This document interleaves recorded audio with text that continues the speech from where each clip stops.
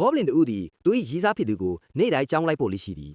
သို့တော့တနေ့တွင်သူမကိုဘတ်စကားဘော်သို့တင်ပေးပြီးခါစားမှာပင်နောက်ကျောဘတ်ဘွိုင်အော်ဟစ်ဖန်တစ်ခုကိုသူကြားလိုက်ရသည်တခိုးတူသည်အမျိုးသမီးတူ၏လက်ကိုင်အိတ်ကိုလူယူပြီးစပိန်ဖြစ်အရှိန်အဟုန်ဖြင့်မောင်းပြေးသွားခဲ့သည်သို့တော့တခိုးသည် Goblin ၏ဘေးမှဖြတ်မောင်းသွားသည့်ညတပြိုင်နက် Goblin သည်ထိုသူ၏အနာဂတ်တစ်ခုလုံးကိုမြင်တွေ့လိုက်ရသည်မိနစ်ပိုင်းအတွင်းမှာပင်ထိုတခိုးသည်လမ်းမသွားသည့်ချဲရောင်သည့်ဆိုင်ခန်းတစ်ခုကိုဝင်တိုက်မိလိမ့်မည်သူပြန်ထရန်ကြိုးစားစဉ်မှာပင်နောက်မှလာသောတက္ကစီတစ်စီးကသူ့ကိုတိုက်မိလိမ့်မည်ဤမတော်တဆမှုကြောင့်လမ်းပေါ်တွင်ကြီးမားသောပဋိပက္ခတစ်ခုဖြစ်ပွားကာဘတ်စကားပေါ်ရှိခရီးသည်အားလုံးတေဆုံးသွားလိမ့်မည်ဖြစ်သည်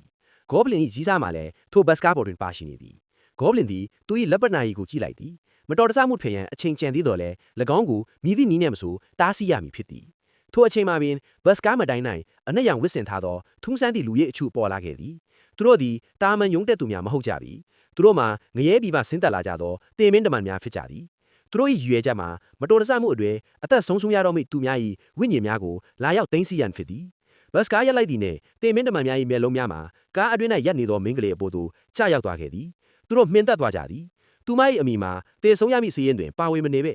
ဘာတွေဖြစ်နေသနည်းဆိုသည်ကိုလူတိုင်းဇဝေဇဝါဖြစ်နေကြသည်သို့သောတေမင်းတမန်တဦးက Goblin ရှိနေသဖြင့်ယနေ့မြည်သူများတေဆုံးမည်မဟုတ်ကြောင်းသဘောပေါက်သွားခဲ့သည်အမှန်တော့ Goblin သည်တခိုးကိုကြည့်လိုက်သည့်ခဏမှာပင်လာတော့မိဘေးအန္တရာယ်ကိုရှင်းလင်းစွာမြင်တွေ့ခဲ့ပြီးဖြစ်သည်ထို့ကြောင့်သူသည်ထိုနေရာသို့ကြိုတင်သွားရောက်ကာတခိုးကိုစောင့်ဆိုင်နေခဲ့သည်တခိုးရောက်လာသည့်နှင့်တပြိုင်နက် Goblin ကသူ့ကိုအားပါသာကန်လိုက်ပြီးမြေပြင်ပေါ်သို့လဲကျသွားစေခဲ့သည်ဤသို့ဖြင့်ကြီးမားသောကြေကွဲခွဲဖြစ်ရကြီးကိုတားဆီးနိုင်ခဲ့ပါတော့သည်